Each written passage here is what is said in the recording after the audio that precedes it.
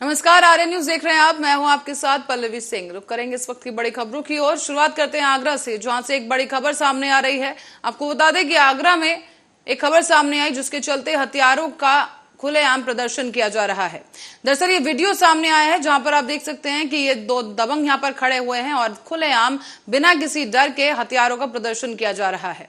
इस दौरान प्रदर्शनकारी युवकों में पुलिस का कोई खौफ नहीं दिखाई दे रहा और रिवॉल्वर और पिस्टल हाथ में लेकर ये प्रदर्शन कर रहे हैं। आपको बता दें कि इस वीडियो के जरिए कहीं ना कहीं लोगों में दहशत फैलाई जा रही है और दहशत का माहौल बनता हुआ भी साफ दिख रहा है। ऐसा इसलिए क्योंकि युवक का ये वीडियो सोशल मीडिया पर तेजी से वायरल हो गया है और ये पूरा मामला थाना शमशाबाद का बताया जा रहा है।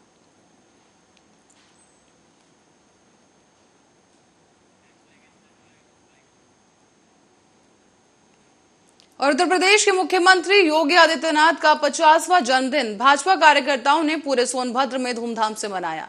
पूरे सोनभद्र में भाजपा किसान मोर्चा के जिलाध्यक्ष यजवेंद्र त्रिवेदी और नेतृत्व करते हुए भाजपा किसान मोर्चा के जिले के सभी पदाधिकारी वृक्षारोपण करते नजर आए और सीएम योगी आदित्यनाथ के जन्मदिन पर वृक्षारोपण का कार्यक्रम रखा गया। तो वहीं भाजपा पिछड़ा मोर्चा के जिला उपाध्यक्ष अरविंद सिंह के नेतृत्व में वृक्षारोपण और पूजन पाठ के बाद प्रसाद वितरण के साथ ही योगी आदित्यनाथ का जन्मदिन मनाया गया। इस अवसर पर भाजपा किसान मोर्चा और भाजपा पिछड़ा मोर्चा के सभी पदाधिकारी भी मौजूद रहे।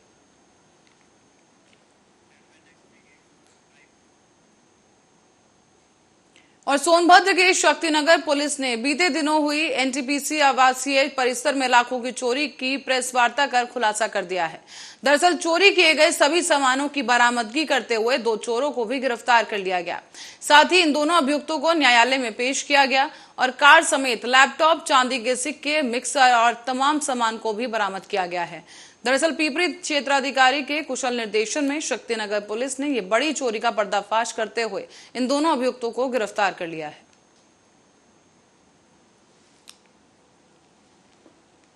आज से लगभग 1 महीने पहले 8/9 मई की रात में एनटीपीसी के एम्प्लॉय के घर में चोरी हुई थी, जिनके यहाँ से एक Chevrolet car, laptop, hair dryer और मिक्सर आदि कई सामानों की चोरी हुई थी। चोरी पुलिस के लिए चुनौती के रूप में पुलिस ने इसको लिया था, क्योंकि जिस चोर उसी घर में चोरी करके और उनकी गाड़ी पर ही सभी सामान को रख के और लेके चले गए थे। तभी से शक्तिनगर पुलिस इसमें लगी हुई थी। आज इनके द्वारा एक बहुत ही अच्छा काम किया गया है। इन चोरों को बीती रात बुद्धि चुहा के पास से गिरफ्तार किया गया है और चोरी गया 100% माल, पूरा माल, कार, सिक्का, लैपटॉप, हेयर ड्रायर सब कुछ बरामद हो गया है और इन दोनों को गिरफ्तार। और रुक करेंगे एक और बड़ी खबर की ओर। आगरा से बड़ी खबर इस वक्त की सामने आ रही है। बता दें कि आगरा में नगर निगम की बड़ी लापरवाही सामने आई और इस लापरवाही के चलते एक हादसा हो गया है। बड़ी खबर आगरा से इस वक्त की आपको बता रहे हैं, जहां पर लापरवाही के चलते नगर निगम की यह लापरवाही थी जिसको उजागर किया गया है। आपको बता दें कि एक सीवर खुदा था, जिसको लेकर सीवर के लिए गड्ढा खोदा गया और उसी गड्ढे में अब एक मासूम गिर गया है। आपको बता दें सीवर के लिए खोदे गए इस गड्ढे में एक मासूम गिर गया। करीब 1 महीने पहले ये गड्ढा खोदा गया था और गड्ढा खोदकर नगर निगम प्रशासन भूल गया। लोगों का यह भी आरोप है कि करीब 1 महीने से ये गड्ढा खोदा हुआ था, लेकिन इस पर किसी तरह से ना ढका गया है, ना कोई और कार्रवाई की गई और अब इस गड्ढे में मासूम गिर गया है। बताया जा रहा है कि इससे पहले भी इसी गड्ढे में कई बच्चे भी गिर चुके थे। करीब 2 बच्चे इससे पहले इस गड्ढे में गिर चुके थे, लेकिन उस वक्त गड्ढे में पानी न होने की वजह से दोनों बच्चों को बचा लिया गया और पानी न होने के कारण सुरक्षित ही दोनों बच्चों को बाहर निकाल लिया गया है।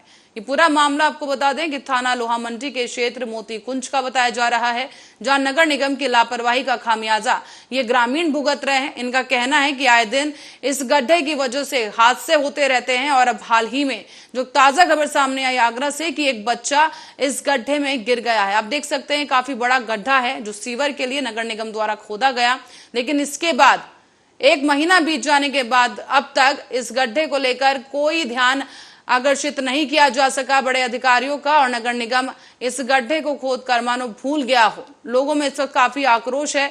एक मासूम इसमें गिर चुका है और साथ ही बता दें कि इससे पहले भी कई बच्चे इस गड्ढे में गिर चुके हैं। 3-4 बच्चे जहाँ खेल रहे थे और ये 2 दुकानदार की आपस में देख रहे थे और इस तरीके से बच्चे खेलते खेलते इसमें गिर गया।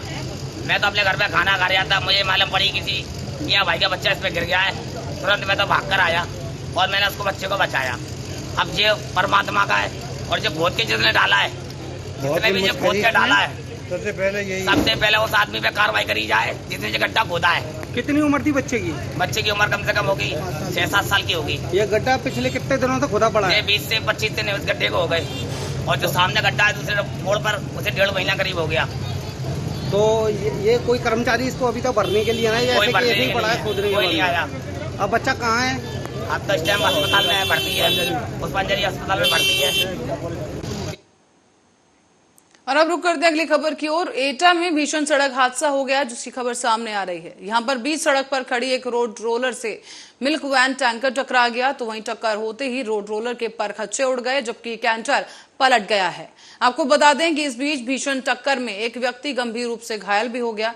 साथ ही ये भी आपको बताते चलें कि सूचना मिलते ही तत्काल मौके पर पहुंचे हाईवे पेट्रोलिंग कर्मचारियों ने घायल को एम्बुलेंस के जरिए चिकित्सालय में भर्ती करा दिया है।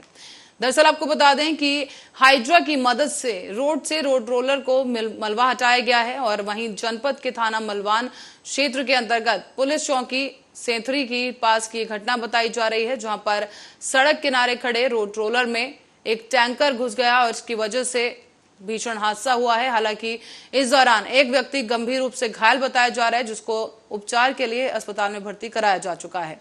तस्वीरें वहां से आपको दिखा दें जहां पर रोड रोलर का मलबा हाइड्रा की मदद से हटवाया जा चुका है ताकि सड़क पर जाम ना हो। और इसी दौरान टैंकर जो पलट गया है वो भी आप देखिए कि सड़क किनारे ये टैंकर पलटा हुआ साफ दिखाई दे रहा है।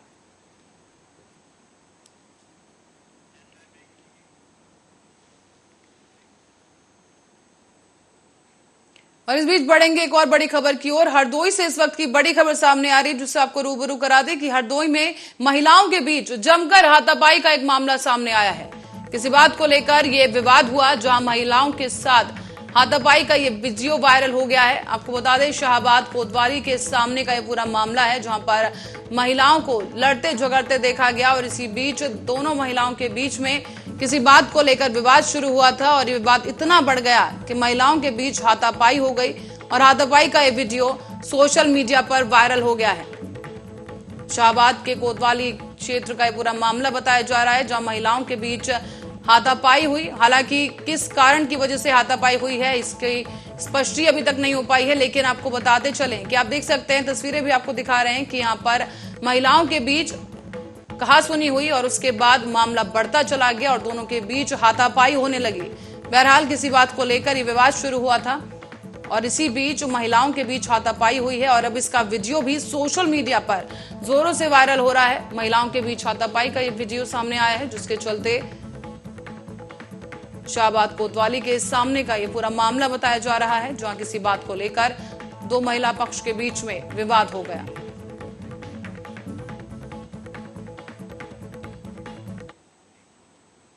और हापुड़ में पटाखा फैक्ट्री में विस्फोट हो गया है जिसके चलते इलाके में हड़कंप मच गया। तो वहीं कई लोग ऐसे भी हैं जो इस दुर्घटना में जान से हाथ गंवा बैठे हैं। दरअसल आपको बता दें कि इस हादसे में मरने वाले 10 मजदूर शाहजहांपुर के बताए जा रहे हैं जो शाहजहांपुर में रहने वाले थे और यहां पर 8 शव शाहजहांपुर के भंडेरी गांव के बताए गए जिन्हें उनके घर लाया गया है। आपको ये भी बता दें कि इस दौरान पुलिस अधिकारी और जनप्रतिनिधि भी मौजूद रहे और इस दौरान कांच के भंडेरी गांव के रहने वाले सभी मृतकों के परिवारों तक शवों को पहुंचाया गया है। साथ ही साथ बताते चलें कि पुलिस अधीक्षक एस आनंद ने शोक संवेदना व्यक्त की और परिवार को ढांढस बंधाया है। हापुड़ में एक हृदय विदारक घटना हुई जिसमें कई लोगों की मृत्यु हो गई। उसमें से काफ़ी लोग जिला शाहजहांपुर के में थाना कांठ में एक गांव पड़ता है भंडेरी, वहाँ के रहने वाले थे। अब तक की सूचना के अनुसार ग्राम भंडेरी के 10 लोगों की जान जा चुकी है और इसमें हम लोग आज गांव में गए थे, उनके परिजनों से मिले थे और हम हर संभव प्रयास कर रहे हैं कि कल उनकी आज रात में उनकी जब डेड बॉडी आ जाएगी तो कल उनकी अंत्येष्टि ससम्मान हो जाए। और अब खबर फिरोजाबाद से है जहां रविवार की देर शाम को अपाचे बाइक पर सवार होकर 3 बदमाशों ने सुनार के साथ लूट की घटना को अंजाम दिया। सुनार ने अपनी लाइसेंसी पिस्टल से फायरिंग भी की, लेकिन इसके बावजूद बदमाशों ने दबंगई दिखाते हुए उसके साथ लूटपाट की वारदात को अंजाम दिया। और बताते चले कि ये सुनार दुकान बंद कर अपने घर वापस लौट रहा था और इसी दौरान नगला सीधी क्षेत्र में बदमाशों ने इस वारदात को अंजाम दिया और बीच सड़क पर उससे लूट की वारदात को अंजाम दिया गया और बेखौफ होकर मौके से फरार हो गए। अपनी दुकान बढ़ा के आ रहा था और रास्ते में गाड़ी मोड़ पे मैं अपाचे वाले ने पीछे से गिरा लिया था। किसकी दुकान है आपकी? शराब आगे। कहाँ के रहने वाले हो? बजीरे। आपसे क्या क्या लूटा है? मेरी पिस्टन है और 2,25,000 रुपया, करीब करीब 30 तोले 30 ग्राम सोना, 30 तोले। आप अकेले थे या कोई आपके साथ में? अकेला था मैं। और अकबरपुर कानपुर देहात की आसपास के जो क्षेत्र हैं वहां पर इन दिनों आवारा मवेशियों का आतंक खूब छाया हुआ है। खेत में किसान भी परेशान हैं तो सड़कों पर निकल रहे राहगीरों की परेशानी भी बढ़ चुकी है। दरअसल आपको बता दें कि आम जनमानस के लिए अभी आवारा मवेशी पूरी तरह से काल बनकर घूम रहे हैं। बताया जा रहा है कि कभी मवेशियों की वजह से किसानों को चोट लग रही है और ये मवेशी किसानों पर हमला कर रहे हैं, तो कभी सड़क पर निकलते राहगीरों पर हमला किया जा रहा है। आवारा मवेशियों का दर्द झेलना लोगों को पड़ रहा है और इसकी तस्वीरें भी आपको दिखा दें कि सड़क पर साफ तौर पर मवेशी घूमते हुए आप देख सकते हैं और इसी दौरान अगर राहगीर सड़क से गुजर रहे हैं तो ये कई बार उन पर हमला भी कर रहे हैं। आपको ये भी बताते चलें कि लोग सड़क पर निकलने पर डटे हुए हैं और इस दौरान आवारा मवेशियों का झुंड सड़कों पर घूम रहा है। कहीं ना कहीं निकल रहे राहगीरों के लिए अब ये मवेशी खतरा बन चुके हैं।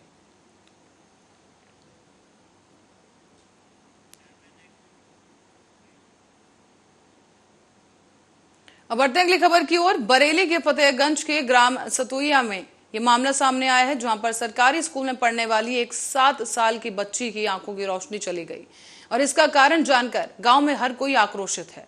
दरअसल मास्टर साहब किसी के साथ फोन पर बात कर रहे थे, फोन पर उन्हें गुस्सा आया और इसी बीच स्कूल में पढ़ने वाली बच्ची मास्टर से शिकायत करने पहुंची और इसी दौरान मास्टर साहब तिलमिलाए हुए थे और उन्होंने बच्ची की बात सुनने के बजाय उसके कान पर जोरदार थप्पड़ जड़ दिया। इसके बाद कान पर थप्पड़ मारने की वजह से कुछ दिनों तक ये बच्ची बीमार रही और फिर उसकी आंख की रोशनी चली गई है। बताया जा रहा है कि मार्च के महीने की एक घटना है जब बच्ची आसपास के कॉपियों को इधर उधर फेंक रहे बच्चों से परेशान हुई और इसी को लेकर वो शिकायत करने के लिए बच्ची अपने प्रधानाध्यापक के पास पहुंची, लेकिन इस दौरान उसकी बात सुनने के बजाय प्रधानाध्यापक ने बच्ची को थप्पड़ मार दिया, जिसकी वजह से उसकी आंख सूज गई। कुछ ही दिनों बाद उसकी आंख की रोशनी चली गई है, जिसको लेकर परिवार वालों ने थाना पुलिस को प्रार्थना पत्र सौंपते हुए उस प्रधानाध्यापक पर कार्रवाई की मांग की है। फिलहाल पुलिस ने मुकदमा पंजीकृत कर लिया है और अब आगे की कार्रवाई की जा रही है। क्या नाम है आपका? क्या नाम है आपका? मेरा नाम रामो है। क्या मामला है पूरा, क्या बात है? मेरी बच्ची कल स्कूल गई थी तो स्कूल में बच्चे एक दूसरे की कॉपी फेंकते हैं, बाय करते हैं। वो गई मेरे साहब के साथ शिकायत करने को, तो हेड साहब से कह रही सर जी हमें बच्चा कॉपी फाड़ दो हमारी। वो फोन से बात कर रहे हैं, उनने फोन ना बात ना सुनी, थप्पड़ मार दो मेरे बच्चा के। बच्चा मेरा घबरा कर रो रहा के घर आएगा, बोले मम्मी मेरे देख कैसे मारो, मेरी बहुत रो रही, आंखें सूज गई। क्या कहा वहाँ के डॉक्टरों ने, क्या कहा बच्ची को? मेरा मारो पर्दा बना, हमारी बच्ची को देखो कहीं इसका पर्दा हट गया। मतलब एक आँख का, कौन सी सीधी आँख है? बाई आँख है। बाई आँख से आपके बच्चे को दिखाई नहीं दे रहा है ना। अच्छा, तो फिर मुझसे कहीं दूसरे दिन को पर्दा वाले डॉक्टर से मिली हो, फिर मैं एक रात एक दिन और रुकी, फिर पर्दा वालों ने भी कहा था कोई। और अब बढ़ते अगली खबर की ओर। पीएम मोदी ने वित्त मंत्रालय की तरफ से सोमवार को आयोजित किए गए कार्यक्रम के दौरान सरकार की उपलब्धियां गिनवाई और बताया कि कैसे उनकी सरकार ने उनके कदमों में उद्यमियों के लिए राह आसान की है। उन्होंने ये भी कहा कि बीते 8 सालों में देश ने जो रिफॉर्म्स किए हैं उनमें बड़ी प्राथमिकता इस बात को भी दी गई कि हमारे देश के युवाओं को अपना सामर्थ्य दिखाने का पूरा मौका मिले। प्रधानमंत्री मोदी ने कहा कि अगर हमारे युवा अपनी मनचाही कंपनी आसानी से खोल पाएंगे तो वो अपने एंटरप्राइजेस आसानी से बना पाएंगे और उन्हें आसानी से चला भी पाएंगे। उन्होंने ये भी कहा कि रिफॉर्म्स यानी कि सुधार के साथ ही हमने जिस बात पर फोकस किया वो है सरलीकरण, और इसी दौरान सिंप्लीफिकेशन और केंद्र और राज्य के अनेकों टैक्सों के जाल की जगह अब जीएसटी ने ले ली है। इस सिंप्लीफिकेशन का नतीजा ये भी रहा और जो देश ने देखा है। अब हर महीने जीएसटी कलेक्शन 1 लाख करोड़ रुपए के पार जाना सामान्य बात हो गई है।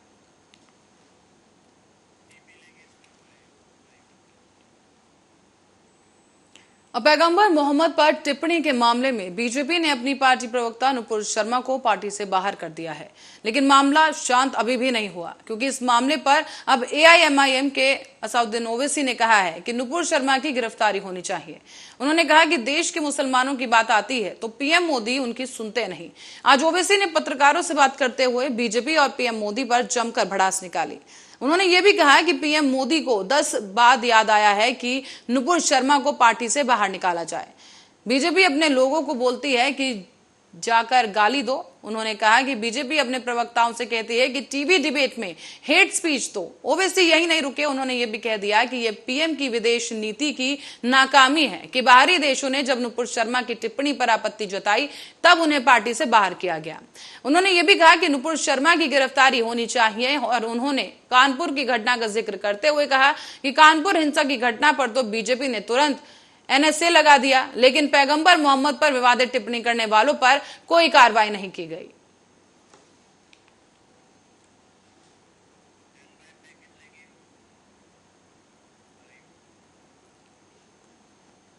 और बरेली में तेल माफियाओं की सरेआम करतूत देखी गई, तो वहीं पुलिस प्रशासन की मिलीभगत से खुलेआम तेल का खेल चल रहा है। और सवाल ये कि आखिर पुलिस मौन क्यों?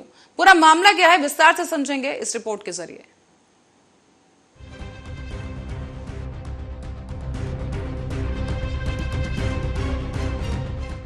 बरेली में तेल माफिया बेखौफ दिख रहे हैं। थाना कैंट क्षेत्र में खुलेआम टैंकरों से तेल चोरी किया जा रहा है। इंडियन ऑयल कॉरपोरेशन का वीडियो वायरल होने के बाद अब स्थानीय पुलिस भी सवालों के घेरे में आ गई है। दरअसल बरेली के तहसील आंवला में रेलवे से डीजल पेट्रोल तेल की रैंक लगती है। पहले तेल माफिया रैकों से तेल चोरी करते थे और अब सीधा टैंकरों से चोरी करने लग गए हैं। आपको बता दें कि आंवला तेल डिपो के नाम से मशहूर है। यहाँ Bharat petroleum limited, Indian oil corporation और हिंदुस्तान पेट्रोलियम कंपनी के डिपो हैं और यहाँ से यूपी और उत्तराखंड के पहाड़ों के पेट्रोल पंपों तक तेल पहुँचाया जाता है, जो कि डिपो पूरी तरह से जांच कर और सील लगाकर देता है। लेकिन तेल माफिया रास्ते में तेल का अड्डा खोलकर बैठे हैं। इतना ही नहीं बल्कि इन दबंगों के पास हर वो समाधान है जिससे वो आराम से लूट कर सकते हैं। ये शातिर लुटेरे मास्टर चाबी से या फिर पन्नी लगाकर टैंकरों में से ड्राइवर की सहमति से ड्रमों में से तेल की चोरी करते हैं। गौरतलब है कि थाना कैंट के बुखारा मोड़, IBMI कॉलेज फरीदपुर रोड पर, श्री राम बजरंग ढाबे और आंवला रोड पर ऐसे कई अड्डे सुचारू रूप से चालू हैं, जो कि पुलिस को पैसे देकर चलाए जा रहे हैं और यहाँ तेल माफिया बहुत ही सक्रिय और शातिर हैं। आर्या न्यूज की टीम ने जब पड़ताल की तो जो तथ्य सामने आए वो चौंका देने वाले थे। पता चला कि कई बार इस तेल चोरी की वीडियो बनाकर SP ग्रामीण को दिखाई जा चुकी है, लेकिन अभी तक कोई संज्ञान नहीं लिया गया है। वहीं माफियाओं का कहना है कि पुलिस तो हमारी जेब में रहती है और गांधी जी के आगे सब झुकते हैं, यानी वो इशारा कर रहे थे नोट पे छपे गांधी की ओर। पैसों के बल पर ये लुटेरे खुलेआम धड़ल्ले से पेट्रोल लूटकर काला बाजारी कर रहे हैं। हालांकि कुछ समय पहले तेल माफिया बदायूं के थाना बजीरगंज के बगरैन रईस नाम के व्यक्ति के अड्डे से IG जोन बरेली के आदेश पर ASP साद मियां खान ने 57 ड्रम तेल पकड़ा था, जिसमें बाप और बेटे को जेल भी भेजा गया था। और ऐसा नहीं है कि पुलिस अधिकारियों को इस खेल के बारे में पता नहीं है, पर सब कुछ पता होने के बावजूद भी कार्रवाई नहीं की जा रही है। Desk report, Arya news.